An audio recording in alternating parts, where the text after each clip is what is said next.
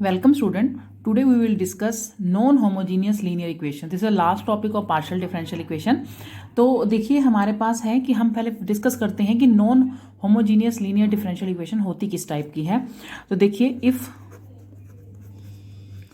All the differential coefficient in partial differential equation are not in same order. अगर देखिए अगर हमारे पास उनका ऑर्डर सेम नहीं है तो वो हमारे पास उसे क्या हो जाती है, वो हमारे पास क्या हो जाएगी, नॉन होमोजीनियस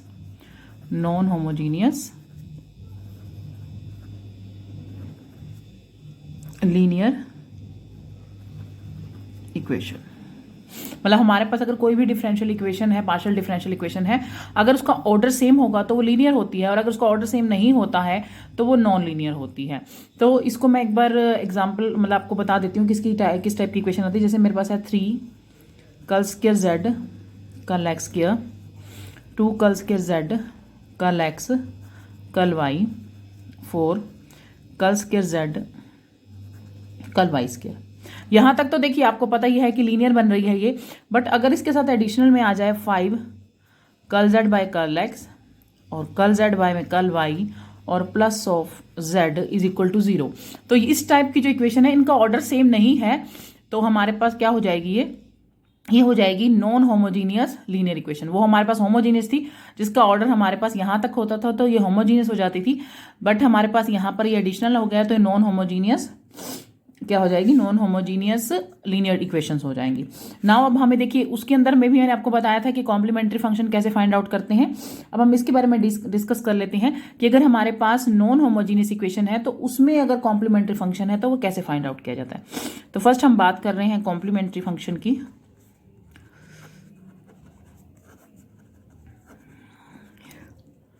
तो देखिए let the non homogeneous equation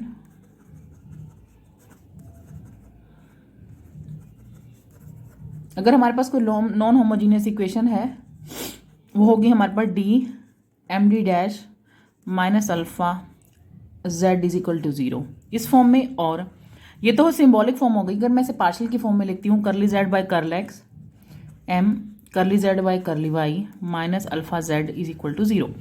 means हमारे पास या तो सिंबॉलिक फॉर्म में हो तो डी हो जाएगा, डी डैश के साथ जो आएगा वो एम काउंट होगा और जो कांस्टेंट जेड के साथ आएगा दैट इज अल्फा. इसी तरह से अगर मान लीजिए वो पार्शियल की फॉर्म में यूं लिखी हुई है तो इस फॉर्म में होगी, तब हमारे पास क्या होता है, इसका जो सी एफ यानी कॉम्प्लीमेंट्री फंक्शन है वो क्या बनता है, ई अल्फा एक्स यानी अल्फा वन. अगर 2 अल्फा हैं यानी कि 2 अलग अलग वैल्यूज हैं तो एक अल्फा वन आ जाएगा, phi one Y plus M one X E alpha 2x phi 2 Y plus M 2x. और बाकी वही सेम रूल रहेंगे कि अगर हमारे पास 2 अलग अलग रूट रहते हैं तो यहाँ पे डिस्टिंक्ट रूट हो जाएंगे, और अगर सेम रूट होते हैं तो 2 बार रिपीट हो जाएंगे. ये तो सेम उसके जैसा ही है जिसमें मैंने होमोजीनियस बताया था. बाकी जो हमारे पास लिखने की इसकी रिप्रेजेंटेशन है, जो क्वेश्चन की फॉर्म है वो अलग हो जाएगी, और इसको कॉम्प्लीमेंट्री फंक्शन लिखने का मेथड हमारे पास अलग हो जाएगा. तो इससे रिलेटेड एक हम प्रॉब्लम देख लेते हैं. जैसे हमारे पास है D plus D dash minus of 2 D plus 4t dash minus of 3 z is equal to 0. 0 में है मीन्स हमारे पास क्या है, कोई भी हमारे को पर्टिकुलर इंटीग्रल फाइंड आउट करने की जरूरत नहीं है, हमें सिर्फ ये कहेगा solve it, solve the partial differential equation. तो इक्वल टू 0 है यानी हमारे पास कोई फंक्शन नहीं है, तो हम क्या करेंगे, यहाँ सिर्फ क्या कर देंगे, इसको हम इक्वेशन को कंपेयर कर देंगे, कंपेयरिंग इट विद, मेरे पास क्या फॉर्म थी, D minus M D dash minus of alpha. इससे मैं अगर कंपेयर करती हूं इसको तो देखिए हमारे पास अगर 2 बार लिखा है तो मैं 2 बार लिख दूंगी, यानी कि मैं इस तरीके से भी लिख सकती हूं, यहाँ पर m1 आ जाएगा, यहाँ अल्फा 1 आ जाएगा, और यहाँ d है minus m2 D dash minus alpha 2, क्योंकि 2 फंक्शन आ गए ना इसके अंदर, यानी 2 वैल्यूज है हमारे पास पार्शल में। तो देखिए हमारे पास मैं कंपेयर करती हूँ तो डी डैश के साथ मेरा क्या आ रहा है, 1 आ रहा है, तो माइनस ऑफ m1 है तो m1 की वैल्यू कितनी हो जाएगी, -1। यहाँ से अल्फा 1 है, वो ये भी माइनस का है, ये भी माइनस का है, तो क्या हो जाएगा 2। अगर मैं बात करती हूँ m2 की तो यहाँ पर माइनस है और ये 4 है, तो कितना हो जाएगा -4। अगर मैं बात करती हूँ अल्फा 2 की तो ये कितना हो जाएगा 3। ये हमारे पास गिवन वैल्यू, ये हमने कंपेयर करके वैल्यू फाइंड आउट कर ली किसके साथ, जो हमारी जर्नल मैंने आपको इक्वेशन बताई थी कि ये इक्वेशन है, अगर इस फॉर्म में कोई भी नॉन होमोजीनियस इक्वेशन इस फॉर्म में आएगी उसको फाइंड करने पर हम वैल्यू कंपेयर करके फाइंड आउट कर लेंगे। नाउ अब हम इसका CF कैसे निकालेंगे। मैंने बोला E alpha X phi 1 Y m1 X E alpha 2 X phi 2 Y plus m2 X. हाँ जी, तो E अल्फा 1 है, अल्फा 1 मेरे पास 2 था तो यहाँ 2x आ जाएगा, फाई 1 y प्लस है तो -1x आ गया क्योंकि यहाँ -1 था। नाउ E अल्फा 2 है 3x फाई 2 m2x और m भी कितना है 4 का, तो -4x आ जाएगा।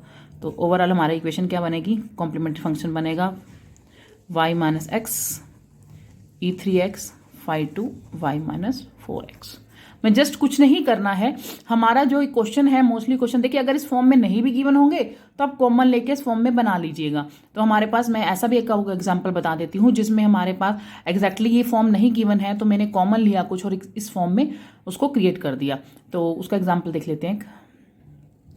देखिए हमारी जो इक्वेशन है that is r plus 2s plus t plus 2p 2q plus z is equal to 0। ये हमारे पास इक्वेशन है और आपको पता है r क्या होता है, that is curl square z by में कर्ल x स्क्वायर। s क्या होता है, curl square z curl x curl y। t होता है curl square z curl y square. p होता है कर्ल बाय में कर्ल x। q होता है कर्ल बाय में कर्ल z। तो ये जो हमें पहले मैं इसको वो कर देती हूँ, लिख देती हूँ एक बार।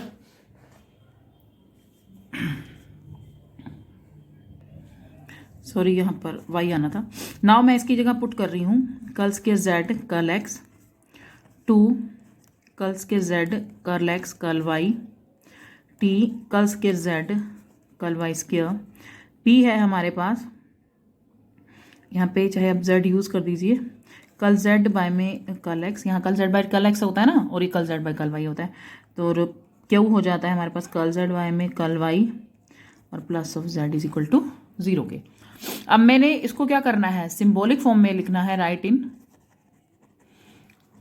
Symbolic form. मैंने अब अपने लास्ट लेक्चर में बताया था कि जो हमारे पास ये होता है इसको क्या लिखा जाता है, डी का स्क्वायर, ठीक है। और यहाँ पर z भी आता है साथ में क्योंकि z हमारा कॉमन आ जाएगा। इसके बाद ये हो जाएगा 2d डैश z।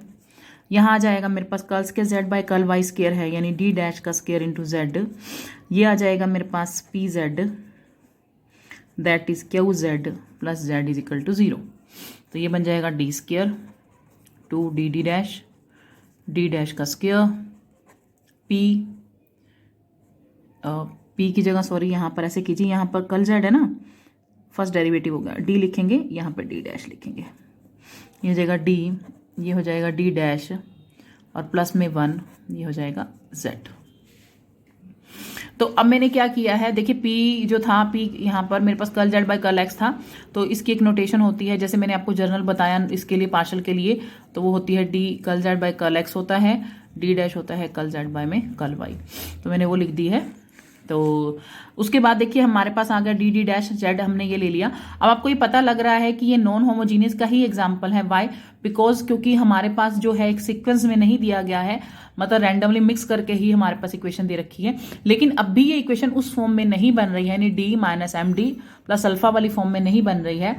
तो हम क्या करेंगे, देखिए अगर मैं इस पॉइंट की बात करती हूँ तो हाँ जी, ये बात करिए डी स्क्वायर 2d डैश, तो ये बनेगा d प्लस डी डैश का होल स्क्वायर लिख सकते हैं इसको, a square b square 2ab। इसी तरह से बचा d plus D dash plus of 1। Again देखिए ये हो गया a का स्क्वायर b का स्क्वायर, तो हमारे पास ये हो जाएगा a प्लस बी यहाँ पर आई थिंक मैंने कुछ, एक सेकेंड, मेरे पास था डी डैश। हाँ जी, ये ना मैं शुरू से ही शायद मिस कर रही हूँ। यहाँ 2 था, यहाँ 2 2 2 2, यहाँ 2, यहाँ 2। ठीक है, तो मैं इसको यूँ ले सकती हूँ डी प्लस डी डैश का होल स्क्वायर, 2 कॉमन ले लूँ, D plus D dash plus 1 का स्क्वायर जेड। तो देखिए इसको मैं ले सकती हूँ ए स्क्वायर बी स्क्वायर 2ab। तो हमारे पास फिर से क्या बन जाएगा, ये D plus D dash plus 1 का होल स्क्वायर। तो ये हमारे पास आ जाएगा z इज इक्वल टू 0। तो देखिए आ गई हमारे पास वही फॉर्म कि हमें क्या करना था, डी डैश और हमारे को कांस्टेंट वाली फॉर्म लेके आनी थी। तो मैं इसको लिख सकती हूँ D minus of D dash कर सकती हूँ, इसको अगर मैं माइनस माइनस कर दूँ और यहाँ पे भी माइनस में ले लूँ, तो ऑन कंपेयरिंग, तो कंपेयर करूँगी मैं D minus M D dash minus of alpha से, ये 1 था, इसको मैंने माइनस में फॉर्म कर दिया। तो देखिए अगर मैं कंपेयर करती हूँ तो मेरे पास m की वैल्यू कितनी आ रही है, 1 आ रही है, क्योंकि यहाँ माइनस है यहाँ माइनस है। इसी तरह मेरे पास अल्फा की वैल्यू कितनी आ रही है, ये भी -1 आ रही है, क्योंकि यहाँ +1 था और यहाँ मैंने क्या कर दिया है, यहाँ पर m की वैल्यू भी -1 आ रही है क्योंकि डी डैश है, यहाँ पर अल्फा की वैल्यू भी -1 आ रही है। नाउ देखिए अब हमारे पास ये 2 टाइम लिखा जाएगा क्योंकि इसके ऊपर क्या था, स्क्वायर था, यानी m हो गया -1, अल्फा हो गया -1। तो कंप्लीट सॉल्यूशन यानी कि इसका जो कॉम्प्लीमेंट्री फंक्शन है यानी कि CF है वो क्या बनेगा, दैट इज मैंने आपको बताया था e minus alpha phi 1 y minus X और e माइनस अल्फा, दोनों बार ही सेम हो जाएंगे ये y माइनस एक्स। तो मैंने कुछ नहीं किया है, हमने देखिए सिर्फ जस्ट क्या किया है, जो भी मेरे पास वैल्यू थी, यहाँ पर कल स्क्वायर z थे, वहाँ पर मैंने डी स्क्वायर, इसको पहले हमने पार्शियल की फॉर्म में ले आए क्योंकि पार्शियल की फॉर्म में इसका रिजल्ट होता है। आफ्टर दैट मैंने क्या किया, जो भी वैल्यू थी इसको सिंबॉलिक फॉर्म में लिख दिया, डी और डी डैश की फॉर्म में लिख दिया।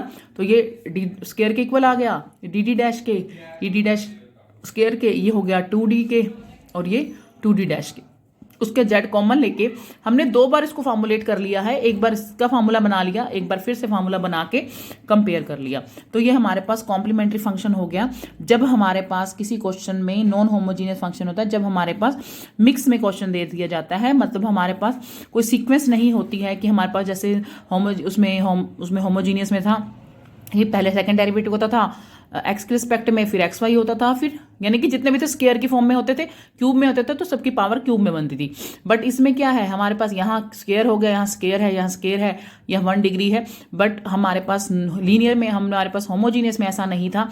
अगर पूरी इक्वेशन उसमें बन रही है स्क्वायर में तो स्क्वायर में ही बनेगी, क्यूब में बन रही है तो क्यूब में बनेगी। तो यहाँ पर आगे जो है इससे रिलेटेड कुछ प्रॉब्लम देख लेते हैं कि जो पर्टिकुलर इंटीग्रल है हमने कैसे फाइंड। हाँ जी, फर्स्ट हमारे पास है पर्टिकुलर इंटीग्रल की व्हेन fxy है हमारे पास। देखिए इसके जो बेसिक रूल्स हैं पर्टिकुलर इंटीग्रल के बिल्कुल सेम रहेंगे लाइक होमोजीनियस के।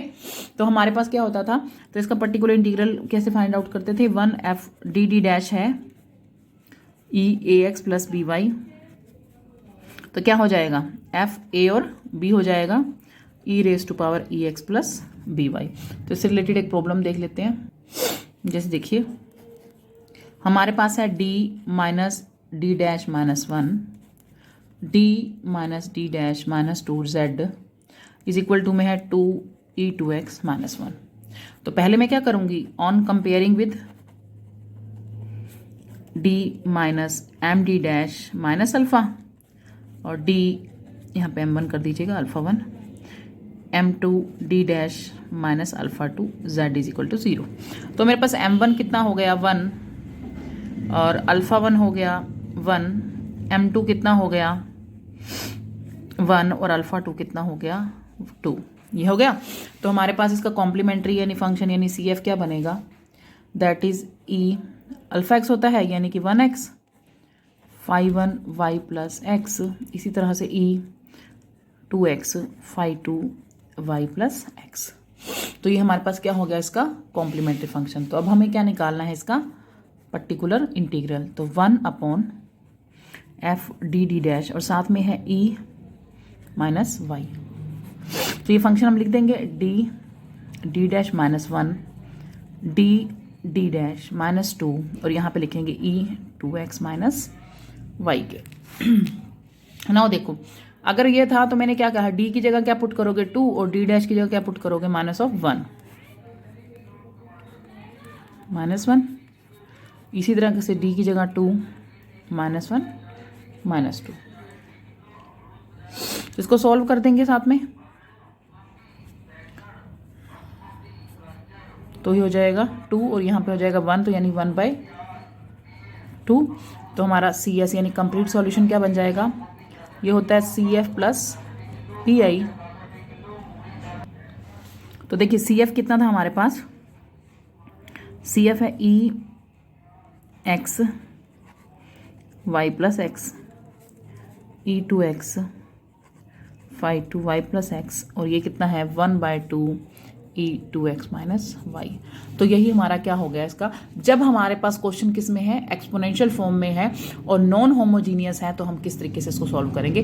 देखिए हमारे पास एक्सपोनेंशियल को सॉल्व करने का तो मेथड पर्टिकुलर इंटीग्रल का बिल्कुल सेम रहेगा लाइक हमने होमोजीनियस में किया था, सिर्फ हमारे पास कॉम्प्लीमेंट्री फंक्शन को चेंज करने के, देखिए चाहे एक्सपोनेंशियल आ जाए टेक्नोमेट्रिक आ जाए, जो आपने होमोजीनियस में पढ़ा है वही फॉर्मूला ही यूज होगा उसमें कोई चेंज नहीं है, लेकिन सिर्फ कॉम्प्लीमेंट्री फंक्शन है। कॉम्प्लीमेंट्री फंक्शन में आपको ध्यान रखना पड़ेगा कि हमारे पास जब फंक्शन होगा तो हमारा इसी फॉर्म में फंक्शन, अगर मान लो है तो डायरेक्ट पुट कर दीजिए, नहीं है तो उसको बना लीजिए। बनाने के बाद आपके पास m1 अल्फा 1 m2 अल्फा 2 आ जाएंगे। आफ्टर दैट हम इस सॉल्यूशन फाइंड आउट कर सकते हैं। तो आगे नेक्स्ट देख लेते हैं, जब हमारे पास एक ट्रिग्नोमेट्रिक फॉर्म आती है। हाँ जी, नेक्स्ट है हमारे पास प्रॉब्लम टाइप 2 है, जैसे इसमें ये हमारे पास है एक ट्रिग्नोमेट्रिक फॉर्म के लिए, कि यानी कि हमारे पास जो क्वेश्चन है वो एक ट्रिग्नोमेट्रिक फॉर्म में हो। तो देखिए ट्रिग्नोमेट्रिक फॉर्म में मैंने आपको बोला एफ डी डैश है, और यहाँ पर अगर साइन ए एक्स प्लस बी वाई और कोज ए एक्स प्लस बी वाई, अगर ये फॉर्म आती है तो आप क्या करोगे, हमारे पास आ जाएगा 1 minus A square A B और माइनस ऑफ बी स्क्वायर। इसका क्या मीनिंग है वो बता देती हूँ। मीन टू से कि हमारे पास जो d है उसकी जगह तो लिखोगे माइनस ऑफ ए स्क्वायर, ठीक है। d डैश है उसकी जगह लिखोगे माइनस ऑफ बी स्क्वायर, और डी डैश है उसकी जगह लिखोगे माइनस ऑफ ए बी। तो ये टाइप 2 है हमारी। अगर हमारे पास नॉन होमोजीनियस फंक्शन होता है और उसमें पर्टिकुलर इंटीग्रल फाइंड करने के लिए कोई ट्रिग्नोमेट्रिक फंक्शन आ जाता है, तो उस केस में हम कैसे फाइंड आउट कर सकते हैं। तो इससे रिलेटेड भी एक प्रॉब्लम देख लेते हैं। जैसे मेरे पास है d plus 1 D dash minus 1 z sine x plus 2y, ये मेरे पास फंक्शन है। मुझे क्या करना है, इसका कॉम्प्लीमेंट्री फंक्शन निकालना है। देखो डी डैश तो इसमें है ही नहीं, तो पहले मैं क्या करूंगी, इसको थोड़ा सा क्रिएट कर देती हूँ। ये हो गया डी, मतलब फॉर्म में बना लिया मैंने उसको। अब देखो, अब मैं कंपेयर कर सकती हूँ।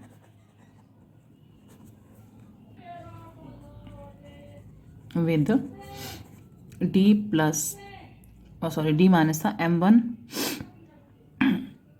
x minus alpha 1 D minus m2, यहाँ डी आता है D dash sorry m2 D dash minus alpha 2 z is equal to 0। तो देखिए अगर मैं कंपेयर करती हूँ तो मेरे पास m1 क्या आ रहा है, ये तो 0 ही आ रहा है, फर्स्ट वाले में तो है ही नहीं डी डैश की वैल्यू, और अल्फा 1 आ रहा है -1, m2 है वो मेरे पास क्या आ रहा है, यहाँ 1 है, और कंपेयर करेंगे तो कितना आ जाएगा -1, और अल्फा 2 है, यहाँ माइनस है, माइनस क्या हो जाएगा प्लस का 1। तो मैंने कंपेयर कर दिया तो मेरे पास चारों वैल्यू मिल गई, यानी कि अल्फा 1 भी आ गया, अल्फा 2 भी, m1 भी, m2 भी। तो मेरे पास CF कैसे निकालते हैं, ई अल्फा x होता है ना, अल्फा क्या है हमारे पास 1x, phi 1 y plus m1x, m1 कितना है 0 × x। इसी तरह से ई अल्फा 2x, अल्फा की जगह 1 है और साथ में आ गया x, फाई 2 m2x, तो m1 कितना है ये m2 -1x, तो क्या बनेगा e minus X X E X. हमने कुछ नहीं किया है, जस्ट वही formula E alpha X 5 1 Y plus m1x E alpha 2x 5 2 y plus m2x, यही फॉर्मूला यूज़ किया है हमने इसके लिए, क्योंकि ये मैंने आपको पहले भी बता दिया था फर्स्ट स्टेप में भी कि हमारे पास यही जर्नल फार्मूला यूज़ होगा। तो ये जर्नल फार्मूला से हम क्या कर सकते हैं, वैल्यू फाइंड आउट कर सकते हैं। नाउ देखिए, अब हमें ये निकल गया हमारे पास कॉम्प्लीमेंट्री फंक्शन। अब हम निकालेंगे पर्टिकुलर इंटीग्रल।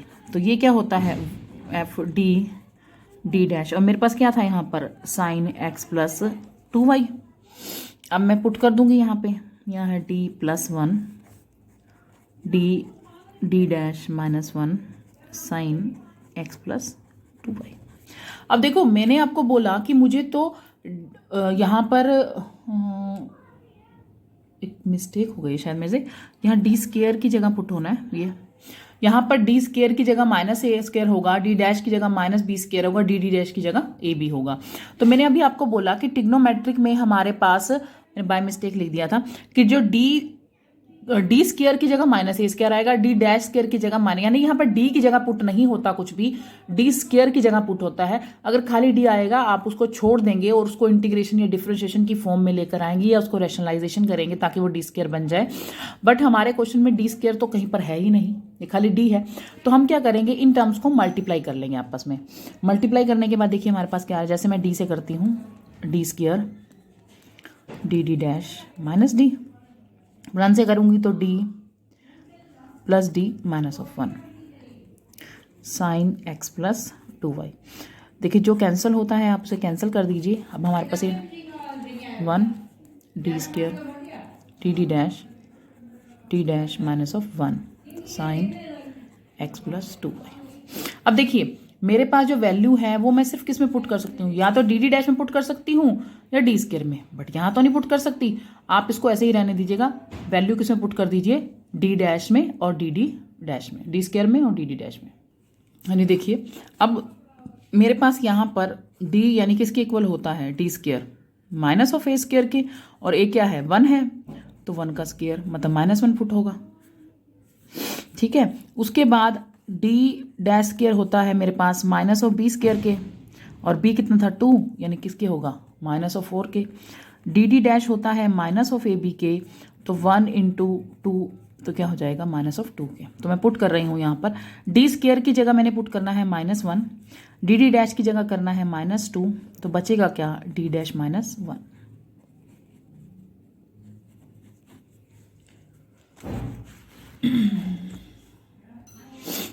हाँ जी देखिए अब हमारे पास क्या बना, D dash -4 sine x plus 2y। अब देखिए हम क्या करेंगे इस क्वेश्चन में, जब हमारे पास इस तरह में प्रॉब्लम आ जाती है कि देखिए अब -4 है, अगर खाली डी डैश होता तो चलो मैं इसको इंटीग्रेट कर देती 2 बार। तो इस केस में हम क्या कर देंगे, इसको रैशनलाइज कर लेंगे। यहाँ आ जाएगा साइन एक्स प्लस 2y, तो ऊपर रहेगा डी डैश प्लस 4, यहाँ हो जाएगा -16 साइन एक्स प्लस 2y। अब देखो मैंने आपको यही बताया था कि डी डैश की जगह क्या होगा, माइनस का 4 पुट, तो -4 -16, ये हो गया डी डैश प्लस 4, तो ये हो गया -20 साइन एक्स प्लस 2y। अब देखो अब आप इसको अलग अलग कर सकते हो, डी डैश इसको 1/20 को तो हम बाहर ही ले लेते हैं, into sine x plus 2y, और ये 4 के साथ भी मल्टीप्लाई हो जाएगा साइन एक्स प्लस 2y।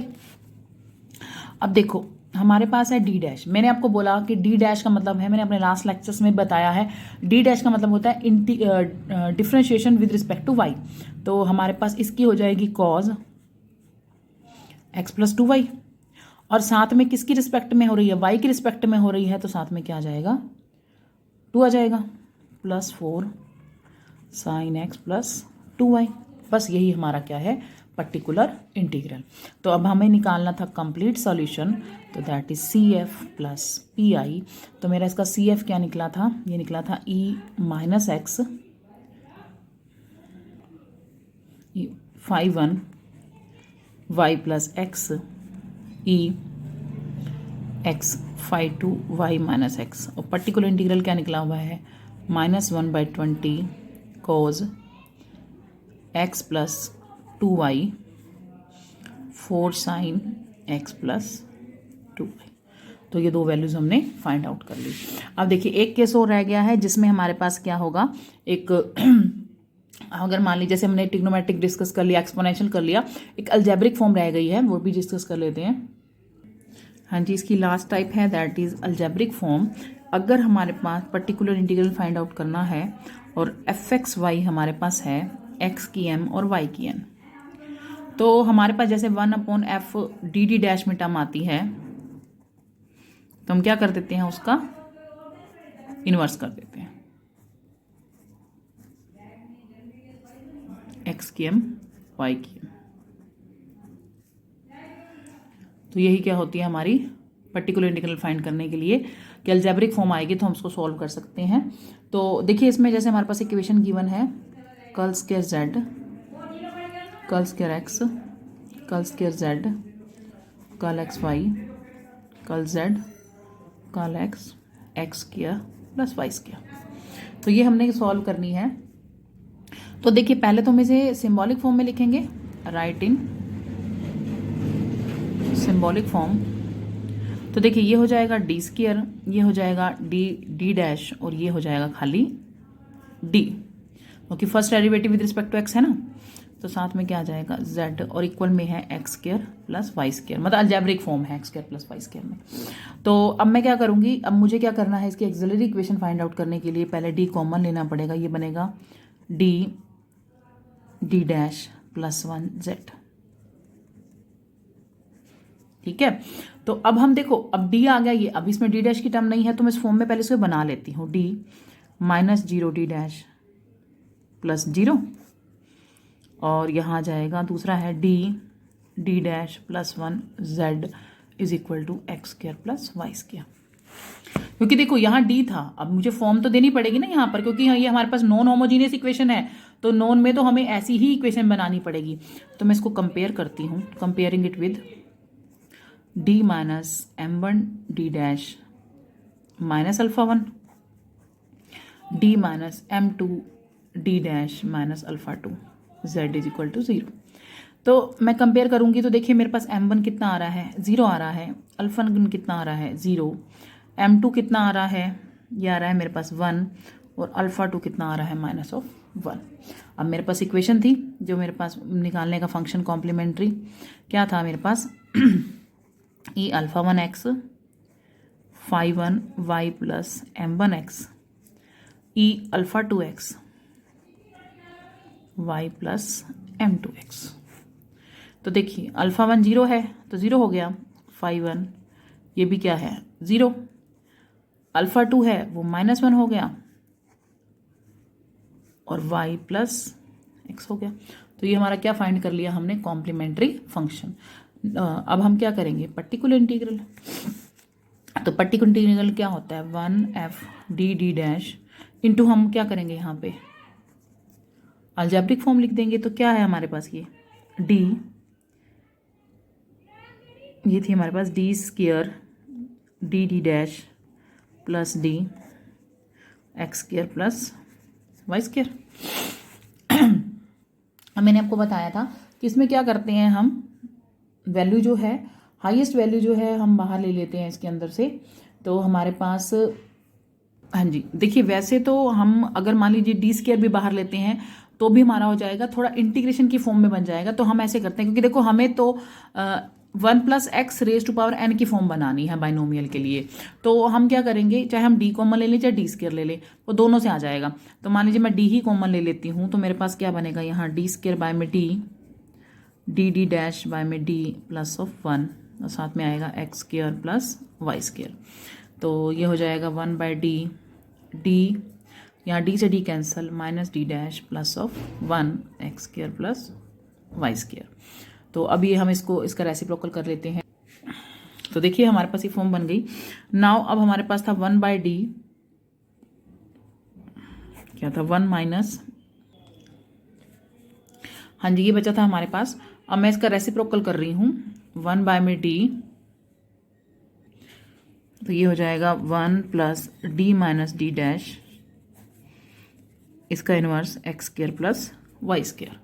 तो ये बाइनोमियल ओपन हो जाएगी कैसे, 1 plus X raise to power N की क्या होती है, 1 plus N X N minus 1 2 factorial X किया। तो ये तो हो गया 1 और ये हो गया x, तो 1 बाय डी 1, n क्या हो गया -1, x हो गया d माइनस डी डैश, फिर -1 -1 2 फैक्टोरियल, और इसका हो जाएगा d माइनस डी डैश का स्क्वायर, और बाहर आ जाएगा X square plus Y square. इससे ज़्यादा लेने की ज़रूरत नहीं है, क्योंकि सेकंड के बाद ही जैसे हमारे पास डेरिवेटिव वगैरह होंगे ये, तो ये 0 हो जाएगा सेकंड डेरिवेटिव के बाद, इसलिए आगे स्टेप लेने की ज़रूरत नहीं है, तो निगलेक्ट कर लीजिएगा उसको। माइनस यहाँ आ जाएगा माइनस डी, अंदर हो जाएगा डी डैश। देखिए इसको सोल्व करके भी 2 आ रहा है, नीचे भी 2 फैक्टोरियल है, आपस में कैंसिल हो जाएंगे, तो इसका मैं स्क्वायर लेती हूँ, तो ये बनेगा डी डैश का स्क्वायर प्लस डी का square minus 2d D dash, और बाहर है X square plus Y square, 1 by में डी। अब हम इस स्टेटमेंट जो है इसको हम अंदर मल्टीप्लाई कर देते हैं, यह है X square plus Y square, derivative of X square plus Y square, double derivative of X square plus Y square, D dash of X square plus Y square, D square of X square plus Y square, D dash of X square Y square. देखिए ये तो रहेगा as it is. अब मैं बात करती हूँ derivative की इसकी, तो मेरे पास डेरिवेटिव क्या बनेगा 2x। अब यहाँ पे डी डैश है, तो derivative with respect to y करेंगे तो क्या बनेगा 2y। अब बात कर रहे हैं double derivative with respect to y के, तो एक बार आएगा 2y और फिर आएगा 2, यानी क्या बन जाएगा 2। डी स्क्वायर है, डबल डेरिवेटिव ऑफ ये हो जाएगा 2, यानी एक बार एक्स स्क्वायर का करेंगे तो 2x आएगा, फिर करेंगे तो x आ जाएगा। हाँ, यहाँ मान लीजिए मैं डबल डेरिवेटिव करती हूँ इसकी रिस्पेक्ट में y की, तो सॉरी सिंगल डेरिवेटिव करती हूँ 2y, फिर मैं x की करूँगी तो क्या हो जाएगा 0, क्योंकि एक बार पहले तो मैंने कर दिया y की रिस्पेक्ट में 2y, और फिर x की करूँगी तो 2y का क्या हो जाएगा x की रिस्पेक्ट में, तो वो 0 हो जाएगा। तो बस यही हमारा रिक्वायर्ड आंसर है, X square Y square 2x 2y plus of 4। तो हमारा CS क्या हो जाएगा CF प्लस PI, तो यही हमारा आंसर हो जाएगा, मतलब CF और PI को आप ऐड कर दीजिएगा। तो ये हमारे पास हमने टाइप डिस्कस कर ली है, जिसमें एक्सपोनेंशियल भी थी, अलजेब्रिक भी थी और ट्रिग्नोमेट्रिक भी थी।